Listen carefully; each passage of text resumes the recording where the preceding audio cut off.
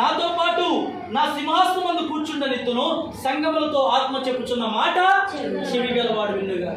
ఎవరైతే వెచ్చగా ఉండి దేవుని దీవెనకు ఆశీర్వాదానికి పాత్రులు అవుతారో, మనకున్న స్థితిని ఎప్పుడు దేవుని అధికంగా చేసుకోకూడదు. నాకేంటి చాలా ఆస్తుంది, నాకేంటి చాలా సంపద ఉంది, నాకేం తక్కువ అని ఎప్పుడు అనుకోకూడదు. ఒకవేళ అలా అనుకుంటే ఆయన ఏమంటే తెలుసా, నీ బంగారాన్ని తీసుకెళ్ళి నేను కుటుంబంలో పడేస్తా, నువ్వు ఏదైతే సంపాదిస్తున్నావో దాన్ని నేను ఆ గుడ్డను లాగేస్తా, ఆ బట్టను తీసేస్తా, అంటే నీకు సిగ్గు తెలిసేటట్లుగా చేస్తా.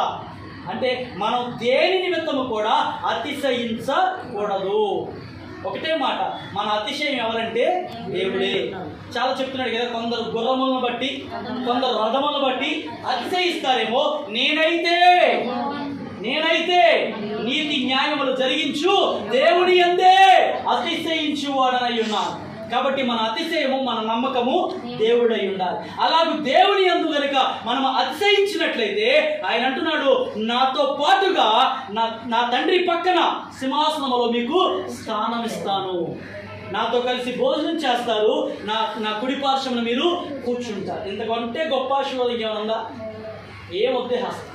ఆయనతో కలిసి భోజనం చేయడం, ఆయన పక్కన కూర్చోవడం చాలు. ఇక జీవితానికి ఇది చాలు. కాబట్టి మనకున్న స్థితిగతులను బట్టి దేవునికి లోబడి దేవుని సన్నిధిలో ఉండగలిగితే, సంగములతో ఆత్మ చెప్పుచున్న మాట మనం జాగ్రత్తగా వింటే, ఆయనతో కలిసి ఆయన రాజ్యానికి వారసులమై, ఆయనతో కలిసి భోజనం, ఆయన ప్రక్కన సీటు, ఈ రెండు ఉంటే చాలు.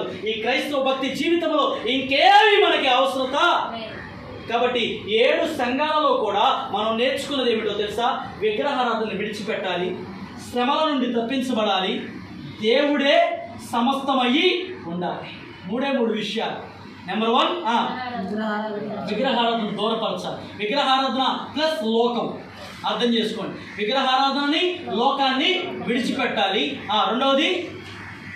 రెండవది మనకున్నటువంటి ప్రతిదీ కూడా దేవునికే సమస్తాన్ని మనం అప్పగించాలి. ఇక 3వ స్థానంలో వెళ్తే, దేవుడు మాత్రమే మన జీవితమై ఉండాలి, అదే మనకు శాశ్వతమై ఉండాలి.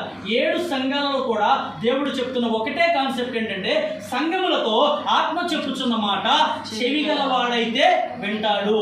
కాబట్టి ప్రతి సంఘంలో ఈ మాట ఎందుకు రాస్తున్నాడంటే, మనము చెవులు కలిగి దేవుని మాటలు వినాలి. అలా విన్నప్పుడే ఆయన రాజ్యానికి మనం వారసులం అవుతాం. తద్వారా ఆయన ఇచ్చే మెండైనటువంటి దీవెన, ఆశీర్వాదాన్ని మనం పొందుకుంటాం. దేవుడి మాటలు మన వినికిడిలో దీవించును గాక.